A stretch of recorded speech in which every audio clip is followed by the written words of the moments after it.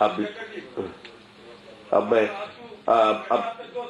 मैं एक मिनट अभी थोड़ा सा मैं तो मुझे अपनी ओर से इतना ही कहना था। अब मैं सवाल का उत्तर दूंगा।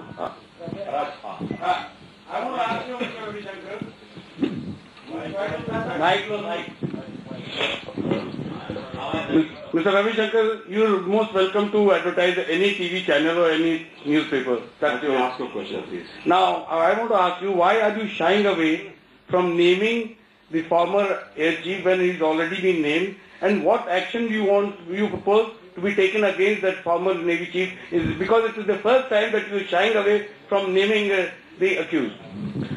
I'm sorry, you have not done your homework well. Since morning I have named him already. All right. Let us not discuss Mr. Faraz, please. You have asked a question. Allow me to reply. Mr. Prasad, तो mister SP त्यागी जो farmer air chief हैं, बहुत से middleman की चर्चा हुई है जो उनसे क्लोज रहे हैं। हम चाहते हैं इस पूरे मामले की जांच की जाए। हम तो उससे आगे जा रहे हैं। हुआ तो बेनिफिशियरी उसका नाम बताया जाए।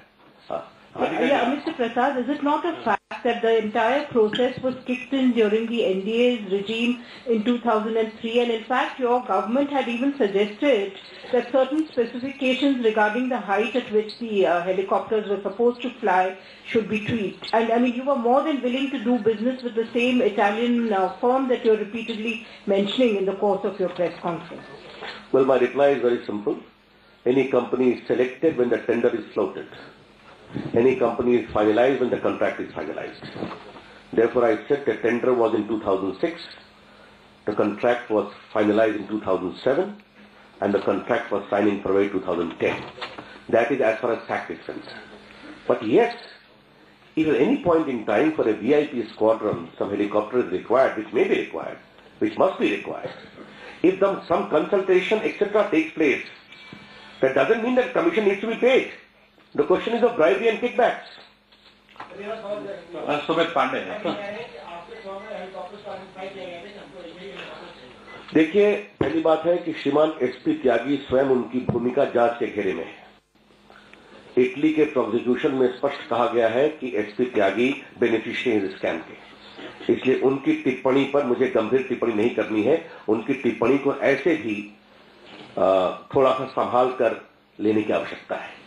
लेकिन हेलीकॉप्टर की जरूरत है, देश की सुरक्षा के लिए वेपन्स की जरूरत है, तो अगर उनके जब वो प्रक्रिया शुरू होती है, अगर कुछ चर्चा होती है, कोई फीडबैक लिया जाता है, उसमें क्या गलत है?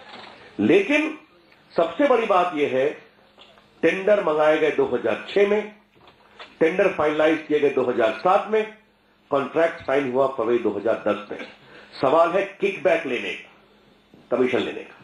Sir, a very responsible member of the NDA, Dr. Swamy, has tweeted that, hinting that probably one of the relatives or son-in-law of a senior opposition leader was also beneficiary. Would you want to comment on that? Well, I haven't seen his tweet, therefore I am not supposed to make respond to these kind of tweet.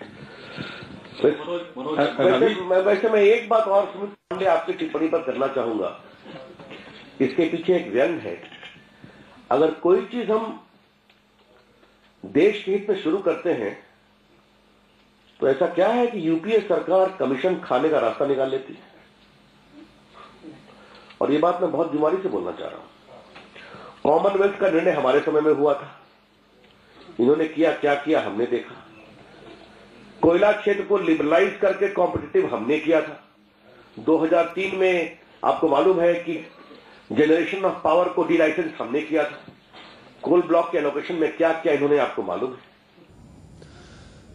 तो Bharatiya Janata party के प्रवक्ता रविशंकर प्रसाद अपनी बात कह रहे थे। उन्होंने सीधे तौर पर कहा कि सरकार इस बात का जवाब दे कि जांच क्यों नहीं की गई, 1 साल तक जांच क्यों नहीं की गई, और साथ ही साथ उन्होंने ये भी कहा कि रक्षा मंत्री के अलावा प्रधानमंत्री की जवाबदेही भी बनती है इस पूरे मामले में। रविशंकर प्रसाद का बयान। भारतीय जनता पार्टी के प्रवक्ता रविशंकर प्रसाद ने कहा कि 1 साल तक सरकार चुप क्यों रही, हेलीकॉप्टर सौदे पर रविशंकर प्रसाद ने अपनी बात कही और साथ ही साथ उन्होंने ये भी कहा है कि इस मसले पर सरकार को जवाब देना चाहिए और रक्षा मंत्री के साथ प्रधानमंत्री की जवाबदेही भी बनती है। ये बात भी रविशंकर प्रसाद ने कही है इस प्रेस कॉन्फ्रेंस के दौरान। इस वक्त की बड़ी खबर हम आपको बता रहे हैं कि भारतीय जनता पार्टी ने सीधा निशाना साधा है और बीजेपी का कहना है कि रक्षा मंत्री और प्रधानमंत्री दोनों की जवाबदेही बनती है इस पूरे मसले पर।